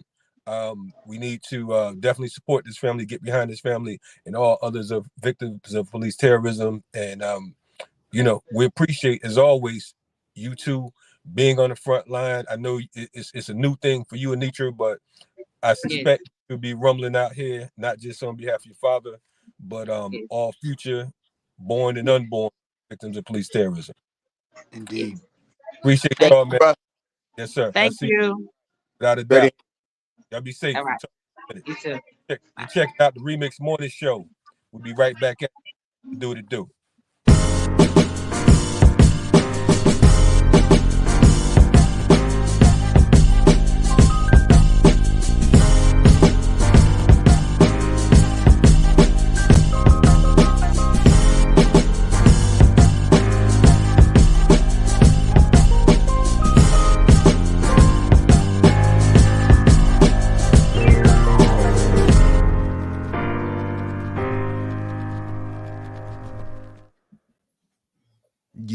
Yes. Back at you, Remix Morning Show. Definitely a powerful discussion. Wish all of them well. And shout out to all the people that will gather in support of that effort there in Atlanta later today. Big up, Kalanji. Good work around this and supporting the family. I mean, I still haven't brought myself to watch the video yet, just because for obvious reasons. I know it's traumatic. I know how it ends, and I know I need to watch it, and I will share it because I know the family is asking us to do so. It's just that, I mean, these situations, they never get better. You know what I mean? It never gets easier. I mean, there's just the levels of disrespect. And then just to think that a fucking civilian, some rando ass motherfucker gonna come and hop on this old man, hop on Deacon Holloman to help the police and help contribute ultimately to his death. I mean, it's kind of like we were talking about yesterday, like, the people that called the police on Elijah McClain and the people that called the police on John Crawford II and Tamir Rice. It's like, how do y'all sleep at night? Like, who are you? Like, why are you enabling and helping the state to take the lives of innocent people out here? Like, it's just, it's just mind-boggling. Like, I mean, I said bottling on purpose, but mind-boggling. You know what I'm saying? Like, it's just a lot. So, sending continued love and support and solidarity to the Holloman family and all their supporters. And thank you, Kalanji, for the work you're doing around this. We also will be out there today at the press conference as community movement builders, and I completely agree with everything that was said. It's tragic, but yet not unexpected, because this is how society thinks. And the fact that some dude comes out whose job it is to tow cars and jumps up and says, "I still got it," after wrestling down or supporting to kill a 60-something-year-old man, and he thinks somehow that makes him a man by doing that, or makes him a big man by doing that. And that's the mentality of these, like you said, like we talked about yesterday. That is their mentality. That is the mentality of folks, and they keep giving this in places like Atlanta. These jobs have now been turned over to black people to carry out. These security jobs. I mean, I know this guy was a tow truck driver. They talked about his past history of security. The security jobs are giving the working class black people to carry out the job of protecting property and protecting state interests. And we think too many times we have to accept that, one, because it's the only job, or it's a job, and two, again, it gives some self-esteem to people, because they get to yell at other people and tell other people which way to go, where you can go, how you can do this, what you can do. These are the things that are happening now. Security is one of the number one jobs that are offered to working class people in this country, and because it's at the behest of some private property interest or the state. Yeah, absolutely. Yeah, like George Jackson said, somebody can pass a civil service exam today and kill me legally tomorrow. Or not even, apparently. So. Yeah. On a slightly less important note, I will update everybody and let you all know that the Hickory Ridge Village Board has agreed to submit a letter in support of limiting rent increase to I think we said 5% annually, or something related to CPI, whichever is lower, the Consumer Price Index, whichever is lower. Which is half of what Calvin Ball, no relation, and his administration has called for. It was also noted by resistantly supportive members that what we have to say on the matter has no official authority. But still, yeah, we were asked by the people, and I, among others, thought that we had to say at least something. Are you pushing them left? Do you feel like you're pushing them left? Is this going to be a socialist body soon? He's pushing Hickory Ridge Advisory Board left. I'm sorry. What I have a question. First of all, how many rental units are in Hickory Ridge to begin with, Johnny? I know Hickory Ridge, and it's a lot of single-family dwellings out there, John. Like, is it even any? I don't know what the number is, but there's a good number. I mean, there's because, and then it's not just right on right by where I used to live over there, next to Bridal Reign Terrace, across from the Wawa. But that's Longreach. And are you talking about right there? That's Hawthorne, right? Yeah, no. Where I was is Hickory Ridge. That's Hickory Ridge. And then, but there's also people who rent. It's also for people who rent the single family and townhomes. Mm-hmm. So and I don't have the numbers for Hickory Ridge or Columbia, but it's not an insignificant amount. I mean, there's a good. No, I'm thinking about specifically over there, though, because I mean, I'm saying with the high school right over there. So I mean, it's probably changed in the 30 years since I've graduated high school, but there's a lot of single family houses over there. I didn't remember too many like rental dwellings. And I did know some people whose families did rent their houses, but it was. What I've learned is that a good number of them. So when I was a kid, I thought this area was the richest area in the world. But as what I've learned is that now, having lived over here and seen what the housing actually is relative to other housing, it's not.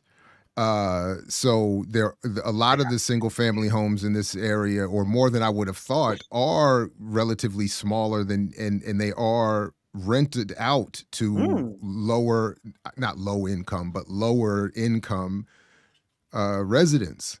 And then there's a whole other industry of mostly continental Africans using the rental properties for elder care.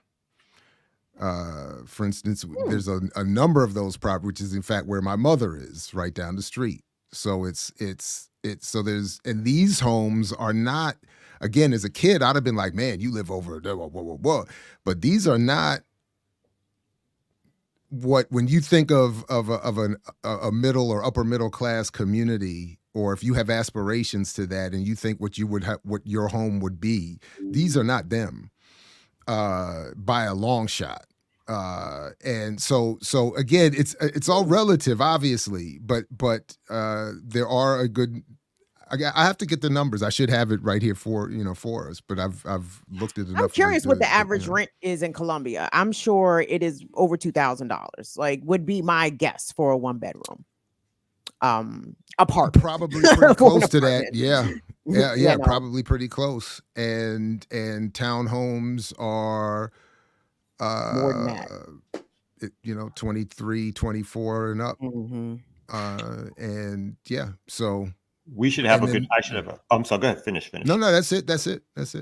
I should have a good story next week. This weekend at the Pittsburgh Neighborhood Association in Southwest Atlanta, the neighborhood that we've done a lot of our organizing work, we're putting up a slate to run against the Pittsburgh Neighborhood Board to fight back against gentrification and to push back against their sort of tepidness in coming out in strong statements against city actions and their particularly the president of the Neighborhood Association, his open support of Cop City and police and so forth. And this is an overwhelmingly Black neighborhood. Everybody on the board is Black. So it's caused lots of tears and relationships and issues and so forth, to the point where they're now trying to get the city to threaten to take away the community park or community garden. That's a city-owned property that we've been the caretakers of for the last 7 or 8 years. That when we took a hold of it, it was completely abandoned by the city.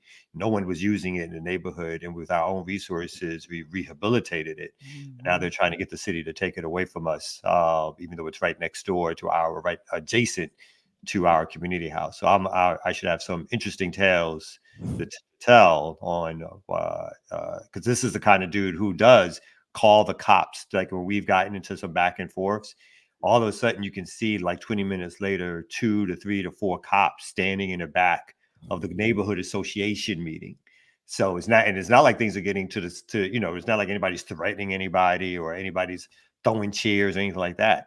But any discussion that contradicts his words leads to him deciding that he needs to call the cops for backup. That's so sad.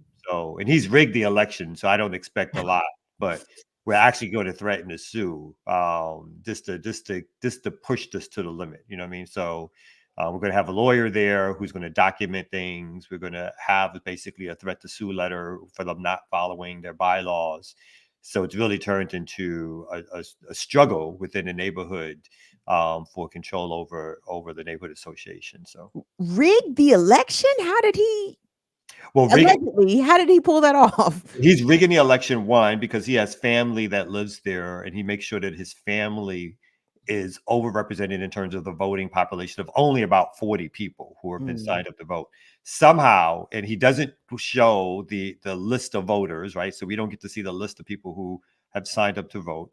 Everybody who is supposed to vote now has to bring proof that they either have a business, quote unquote, and or live in the community, even though the same people who've been voting for the whole year have already been on the rolls. But now we have to reprove that we are eligible to vote. And so, again, there's going to be, the last few meetings have been heated. They've been some, disturbances, arguments, and all the rest of it. So I expect it to reach another level also, because this is the actual vote for the neighborhood association. And similar, like the neighborhood association is part of in Atlanta, what's called the neighborhood, that's NPU. I'm forgetting what the P part stands for, but neighborhood or people's units or whatever, something that Maynard Jackson created. But these folks are supposed to be an opportunity to have more say. But over the years, of course, that's been diminished returns in terms of what folks can actually do. But it is a local place of struggle in this case, because most people, when developers want variances or changes in terms of the ability to build bigger houses or zoning changes, they come to get the approval of the neighborhood association, in which then gets passed on to the city council person, who is supposed to, he doesn't have to, but he's supposed to respect the wishes of the community and neighborhood. And of course, and thank you so much, neighborhood planning unit. So in other areas, of course, when white folks do that, and or other communities, they get followed unless it's a big developer, right? And then the city council will make their own decisions in terms of allowing these folks to build. So we're saying let's exercise this amount of local power to have some control to challenge what's happening at City Hall. So again, good stories. We'll see if anybody lands in jail. Speaking of which, Kamal, if you have a moment, Kim too, by the way, if each of you have a moment immediately after the show, I'm gonna ask you to stick around. I want to share something with you that I just found out, but I think I should share it privately before I bring it up publicly, because it's a wild and spooky. My nude pictures of 1987, or where they at? Who got them? Of Kamal? Where they at? We'll talk about that after the show, and then maybe have this for the remix next week.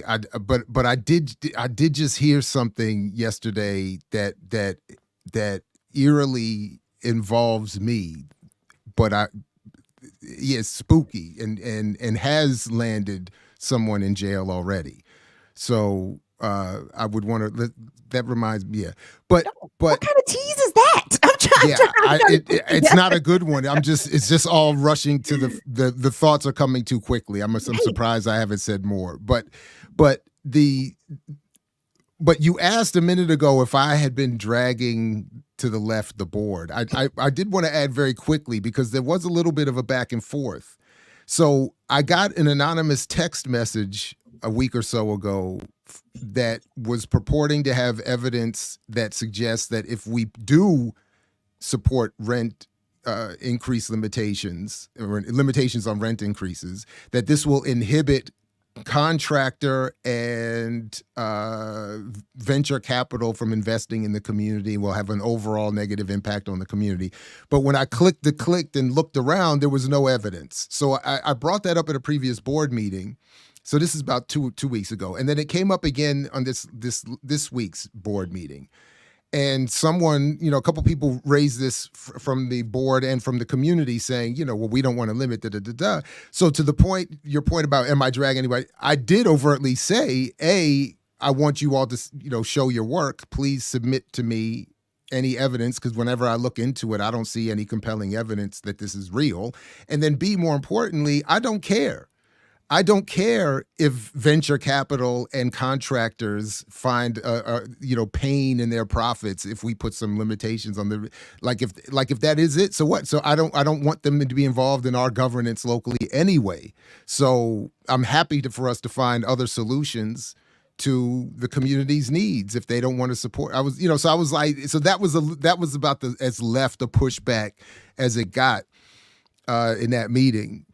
So I don't know, and we did sign up. Everybody agreed to sign off on the letter, even with some.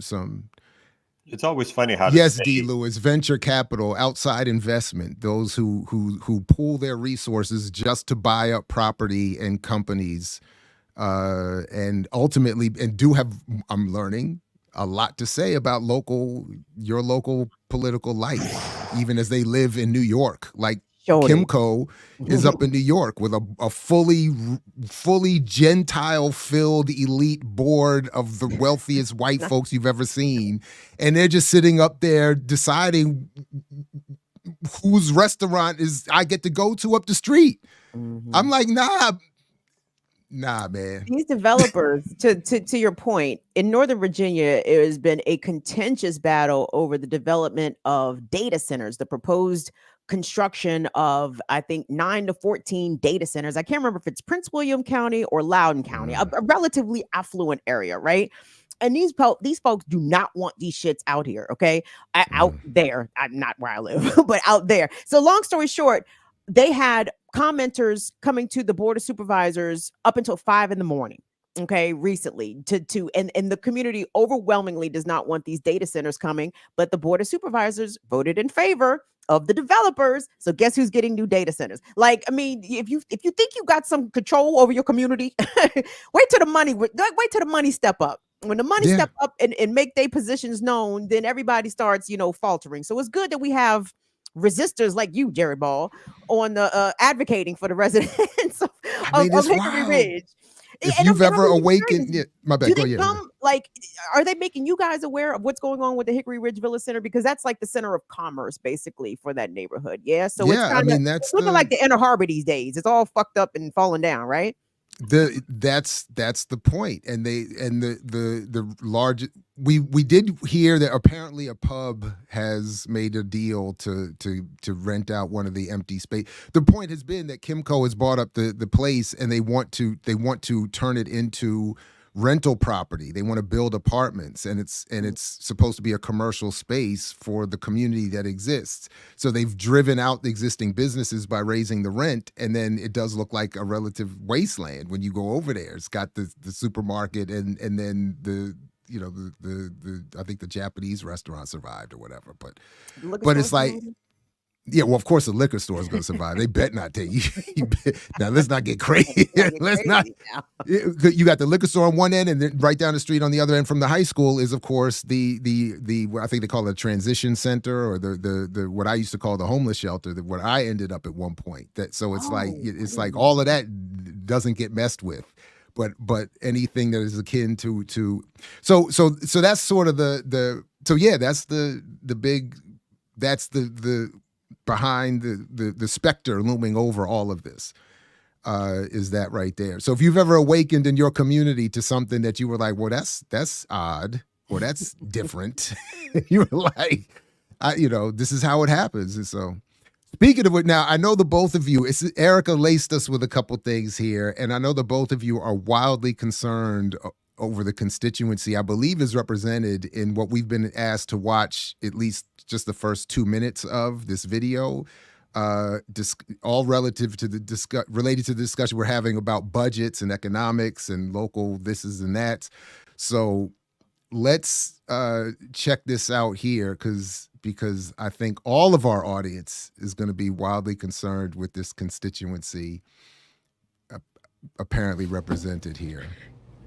I don't know why I'm making this video, but like, I feel like my husband and I are doing everything right. We both have good jobs. I'm a nurse. I'm a registered nurse. I work full-time. He works full-time. We just got paid this past Friday, right? We paid the mortgage. Bought some groceries. Put some gas in the car. And guys, it is Tuesday. And we have like $200 or $300 to last us until next Friday. Like, we don't live in a big house. We live in a little ranch. It's 1,100 square feet, 3 bedrooms, 1 bath, us and our 2 kids. I don't know why I'm laughing. It's terrible. And like, I don't know what to do. Like, I'm in school full time. I work full time. He works more than full time. He works overtime every week. I don't know what to do. I'm so stressed out. This isn't how it's supposed to be. Growing up, we were told, go to college, get a degree, work to support your family. Here we are. Did that. Now what? Now what?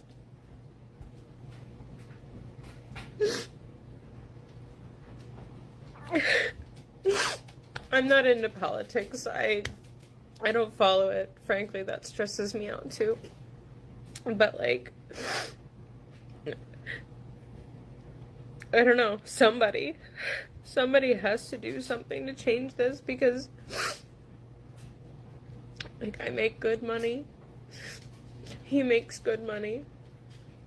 We don't live above our means. I don't know what less than paycheck to paycheck is. What is that? Poverty. As a registered nurse, with a husband, with a second income. He doesn't make as much as I do, but is there gonna be another shoe that drops, or is this gonna be a pity video? What's happening? I think she said the 2 minutes is what we needed to get the gist. So I think that's it. I mean, we there's get the pain. Yeah. So many communities dealing with a lack of financial literacy. I mean, it's not just our community. Look at these people. They don't even know how to manage their money. that is what people will get out of it. I honestly, like, I was expecting the other shoe to drop where she was going to say something, that's why I'm voting for Trump, or she's going to say something like, hey, I'm white, I shouldn't live like this, or whatever like that. That's what I thought. Basically, I mean, that was close. Yeah. It's not supposed to be this. She said it's not supposed to be this way. Yeah, but she's talking about she's talking about as a working class person who's employed, her husband is employed, and they're struggling to make ends meet. I mean, I think it's the larger issue of obviously what working class people, black and or white and or Asian and or Latin, go through in this country. And so I have some sympathy, because I was expecting a left hook.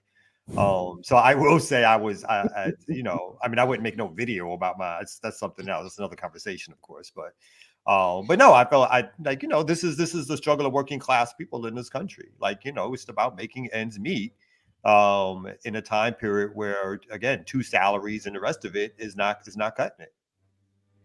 See, but I've seen some of these stories where it's Mal like got on a color. What? I'm sorry. We got a super chat from Zenzi. Oh, that you have a okay. It looks nice.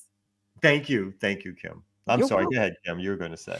No, like, you guys have seen these stories. Like, me and my husband are struggling on a household income of $450,000. How are we going to survive? And then they start listing their monthly expenses, and it's like, we putting away $10,000 a month in our retirement. We putting away $2,500 for our first vacation, and then we saving for tuition, and then we have our luxury vehicles, and then we have it's like, I need y'all to shut the fuck up, okay? Because I'm sorry, I know working people's struggles are not uniform, but they're shared across race. But I'm sorry, white folks' definition of struggling is not our definition of struggling. Like, I've heard white people complain, and I'm not saying there ain't no poor whites. This lady ain't poor, first of all. Let's start there. She's a registered nurse. I'm sure she makes a very good living, and whatever her husband is bringing to the table is better than nothing, right? So I have sympathy, but I know that when white people cry about their struggles, that shit don't even look nowhere close to what black people's struggles are, brown people's financial struggles are. So I have a bit of an empathy gap. I feel for her, kind of, but then I kind of don't. You know what I'm saying? Because I need to know. I need more information. What's your inheritance situation? Like, you feel me? Like, if you have 2 living parents and they have life insurance and property and assets waiting for you when they die, like, I need you to shut the fuck up, Karen. I do. I need you to be quiet. I do. I admit I'm a little biased. Only in addition to what has already been said, I'm also just biased by the delivery, and so, like, I'm sure if I had read that, I would feel differently, because I am in general inclined to toward empathy for all working people. Like, and to the broad point, regardless of whatever I might feel about the Karen-ness involved in the claim, it isn't supposed to be this way. We're not supposed to, any of us, work as hard as we do for as little as we get. So yeah, but I admit when I have I remember hearing a story on some radio years ago that was saying that science apparently has proven, I guess, I don't know, that when something about when men see women cry, there is a biological effect that is supposed to slow us down. is how I remember the story. And I've always remembered that maybe that part of me is broken because I don't usually respond that way, in particularly in these kinds of settings. Like when we're in class, not in a personal relationship, but when we're in class or in a business or like in a political setting and someone just bursts into tears over, I'm like, oh, I have to stop myself. I'm not proud necessarily, but I'm like, this isn't moving to me. Like when we're watching these games, my patriarchy is when dudes cry. That's when it's like, yo, toughen up. What? But I think I tell some. No, it is anyone. No, it is. You're right. It is. Yeah. No, but when I had an argument with Van Jones, we had a face-to-face argument. It was like the job wasn't going well. I was flown out to Oakland. We was outside somewhere in San Fran and started talking. It was like our second big argument or whatever. He's like, people like, and, we just started like, people don't like understand the work that I do, and blah, blah, blah, blah, blood. And the tears started coming and the sniffling. And I was just like, are we done yet? Are you done? You know who what's his name? Kevin Powell? Yeah. That's his name, right? Yeah. The author, right? Yeah. Yeah, author, poet. I had a version. Yeah. I had a version of that on the phone with him after a radio show years ago. Like after the show ended, somehow he was like, "Can we talk for? Can I holler at you on the phone real quick?" So I was like talking to him on my way home, and the whole ride home, it was like in that energy, and I was like, "My man, I gotta go. I'm at the house. It's late. I'm sorry." And I've never felt proud of that. Like, I feel like I'm probably wrong for that, but I just can't. I'm like, I don't really know you that well. This is getting way too, I'm like, wow, I didn't know. I was like, damn, oh man. And he probably in that moment just needed, a brother to talk to. And I should have just been a little better about it, to be honest. But I was like, let him down. Look at that. It'd be a niggas. This is why patriarchy got y'all in a chokehold too. God damn it! I put my arm around the brother who was like, dripping the tears, and it's like, they're there. I've done that also. Another time I failed somebody was when this dude I was in college with, he walked over to me at a party we were at a graduation party, and he was very fair skinned. I thought he was white. And he said to me, "Jared, I need to talk to you." And I said, "Oh man, what?" Like, we're already well into the party, by the way. And he says, "I just found out that my father was, I think, mixed or black and light skinned." So he was like, I found out I'm black and I need to talk to you about it. And I was just like, he was tearful about it. He was crying. He was a little bit, I don't know about fully tearful, but he was like he had seen a ghost. Like he was like, he had been traumatic. Like he had just heard the news. And my reaction was just totally, I'm sure, inappropriate, because I was just like, my man, I don't know. I'm barely dealing with my own struggles. You know what I'm saying? I don't know what to tell you. We're graduating. I'm like, we're done. I was like, I don't even know you like that. I'm never going to see you again. We're not part of the same clique. We're well into the party, mind you. All right. I'm saying it's like late. Like, you're already late. Jared was shit-faced drunk by this point. When you say we well into the party, I mean, Jared was barely on his feet. And here come this other tragic mulatto trying to run his tragic mulatto story on you. And I'm usually trying to be here for the community, but I was like, my guy, I was like, this is too much, too late. I was like, I'm sorry. I was like, I don't even know what I said to him. I feel like I didn't even say anything. I was just like, Hey, brother, keep passing, my man. Don't even sweat that shit. I didn't even. Maybe that was it. Because I was like, I didn't even, I was like, oh my God. I was like, oh my dude. Inappropriate times. I don't understand half the time. Like all these years we've been here, I've been hosting talks and meetings and trying to be a little activist, overdoing it for my light skinnedness. I was like overcompensating for all these years. Where you been, my dude? Where you been? Hold on. Y'all have gotten way off topic. Let's bring this back to the power of the white woman's tears. The power of the white woman's tears. The power of that Becky Water has caused this video to go viral, and now it's a conversation starter because this white woman done cried, and now everybody paying attention. Well, that is very true. That is very true. Only a white woman can cry like that, and it's probably got 1 million views. That part I completely agree with you on. So obviously I think it's good that people understand that working class people struggle of all races because of how the system is set up. But the fact that certain people, when they do talk about their struggles, will then get lifted up to be the epitome of what it means to struggle, and we get a whole host of fucking sympathy because of that. They're gonna get some checks in. They're gonna be put on some shows. So, and then the other thing about it is that when people, again, is like, and so then she says she wasn't political, but what then becomes your political reaction? Do you start blaming Black people? Do you start blaming immigrants? Do you start thinking like, oh, it is Trump that is the savior of such and such and such? Do you do anything to think outside the box of like, well, why are you struggling, white lady? Like, what is it about the society that's going on around you, right, that's making this stuff happen? And what do you do to fight back against it? So those become the questions of like what happens post that. That sort of will break off any sort of sympathy, like you said, for like, oh, well, this person is having this moment. It's like, how do people in effect respond to this moment that this person is having, that other folks are experiencing, of course, at a deeper level, day in and day out, and no one gives a fuck about it in general. No, I appreciate you broadening that out. When it comes to this woman specifically, I need more details because I don't believe her. At the end of the day, I don't believe her. She probably has a household income just right around $200,000, right?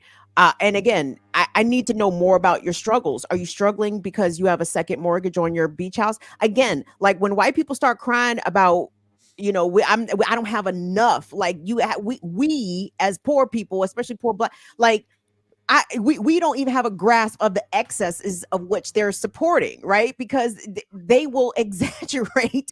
I think in some cases they're like, again, this lady's a registered nurse. Like, you know what registered nurses make? And I need to know where she is in the country. Like, I just need more information. I'm not buying this shit from her specifically. Oof. I even working class white struggles. I buy that. I buy poor white struggles. I buy that. I'm not buying this from her. Even if my man Marx read the Communist Manifesto on a YouTube video crying through it, I'd be like, nah, man. Nope. Right. Nope. My husband just bought a boat and we have a problem. I need more details because again, I know how working white people will cry poverty, but they're crying poverty because they looking at the fucking Trumps. You understand? Like they think they poor compared to Trump, and you are, but you still doing all right out here. Your granddad Pop gave you some money for the down payment on your house. You know what I'm saying? Like I don't buy it. I need more information. I need more details, and it's gonna come out. She's probably sitting on some money. They got a nice retirement. They probably have a second home. They probably have a rental home or a beach house or something to that effect. And people are going to look at this lady like, what the fuck was you crying about? Like, look at what you drive. Look at what your husband drives. Look at how you about to buy your 16-year-old a new car. Like, I don't want to hear that shit. I don't buy it. I don't buy it. Sorry. We need more information. We do need more. But before I start feeling sorry for this lady, you know what I'm saying? Like, I'm sorry. I have you need more people, Shorty. I admit to my empathy gap sometimes for whites because because I see it, they got it for us, so I give it back to them. Like, I'm sorry, you don't have my pity just cause you crying. Watch it turn out she's talking about her Black husband. I doubt it. And her little mixed babies that she's trying to save. Led with that. Kim out here. No, I'm just playing. Kim out here talking bad. No, I'm just playing. I'm sorry. I don't believe. I need. That's funny. No, because if Marx was like, "There's a specter over Europe," I'd have been like, I'm also out of the generation of like I grab a camera when I'm feeling low. I don't understand that part. That's I'm with you on that. Me a generational thing of like, things are going bad in my life. Let me broadcast. So let me tell everybody. Literally tell everybody. Yeah, let me just I just don't get that. Yeah, because it's the first thought of what your enemies are gonna do with that. That's like, nah, that's what keeps these eyes dry. You know what I'm saying? Have me up here smiling on the camera. I'm out here like, nah, nice try. Not today, Satan. You're not gonna give me today. Yeah. By the way, just quickly, I saw one more story real quick that just said that Thomas Massey, the Kentucky Republican, and Rashida Tlaib from Michigan are the only two people not to sign off on this latest House support for Israel. So of the 412 members, those were the only two to say no. And so one was the basic Kentucky resolution. I'm sorry, yeah. Israel has a right to exist as a Jewish state, correct? Yeah, and yes, I'm sorry, yes, I believe that is it. And the Kentucky dude said it's because it equates anti-Zionism to anti-Semitism, which I thought was interesting coming from Kentucky. I admit that. You talk about an empathy gap for whites, that's where mine is for Kentucky. No, all disrespect. Don't say that, Jerry, because a lot of them rural whites are actually more progressive. Okay. I know. I'm just admitting this is a terrible bias. I was raised by, a New Yorker. You know how New Yorkers it's tough. Anyway, sorry. All right, my bad. But is he coming from coal money? Massey. Why does that name sound familiar? I don't know Massey. But a Kentucky Republican voted against the resolution, writing on X, formerly known as Twitter, is what apparently everybody has to say now. I'm voting no on the resolution because it equates anti-Zionism with anti-Semitism, which I thought that's. So wait a minute, the rest of the squad voted for this. AOC voted for this. A bipartisan bloc of 412 members voted for a resolution on November 28th amid Israel's war with Hamas, with the Islamic militant group that governs Gaza and is designated a terrorist organization. But what exactly does it? Right. In addition to affirming Israel's legitimacy, the resolution condemns Hamas and says any denial of the country's right to exist is inherently anti-Semitic, a stipulation that one member took issue with. But Hamas doesn't do that anymore. I thought we were clear on that. And even if it did. Right. But I'm just saying. Yeah. I mean, what about the squad? I mean, Cory Bush. So I guess they all did, because it said those were the only two that did not sign on. No abstentions. I want to see the list of abstentions of people who decided to duck out, because maybe that's what the progressives did instead of voting against it. But I would. But is that any better though? But is that any better? No, you're right. No, you're right. I mean, I'm just I'm just looking at this. No, you're right. You're right. Yeah. That is completely correct. Yeah. So all that steam when she came in talking about she had one. I remember in AOC that it was one sit down interview, and whoever was interviewing her had she just had no details. So the problem was that she had no details whatsoever on why she was even challenging. And that's one of the worst allies you can be, is that if you don't do any homework and you let people push you around in that interview setting, you move the movement back. So you can't claim to be fighting for Palestinian rights, whatever, without even you got to do a little study. You got to do a little, so you can push back, because you got to understand that most of these folks, establishment politicians, establishment media, they're waiting for their opportunity to hijack you. And that's one thing I do give Mark Lamont Hill a lot of respect for. As one of those people who is able to withstand top line mainstream media talking points and is ready and prepared for the back and forth. I do give that dude credit for it. Like, he has I just found out, I read some post, we have to put up some of that video of Michael Rappaport. This Zionist dude is going fucking insane over supporting and protecting Israel. The same Michael Rappaport would be all into hip hop, who still use black affect to this day when he's talking about stuff or whatever. He made that documentary about A Tribe Called Quest that I will never forgive him for either. This dude is a menace. And gentlemen, I gotta blame, I'm sorry, I have to blame black men for people like Michael Rappaport and David Simon, because y'all, not y'all specific on screen, but y'all as a group, as a record label, as a movement, y'all be dapping up these corny, you know what I'm saying? Y'all be teaching these white boys to dap and the slang. Putting arms around them. You know what I'm saying? And then these motherfuckers come up here, get real comfy, and then start spewing out white supremacists, and they be like, "Oh, that's just Michael being Michael." Stop dapping up these doors are open. ass white boys. Doors Except are open. Silberg. What's up, Silberg? You Silberg's all good. I got my, but he does, yeah. But he know. I think Silberg is knows better. I'm on record going back to the '80s for stomping that out. and being ostracized for it, because I'll be the one, like, the white boy can't get away with that.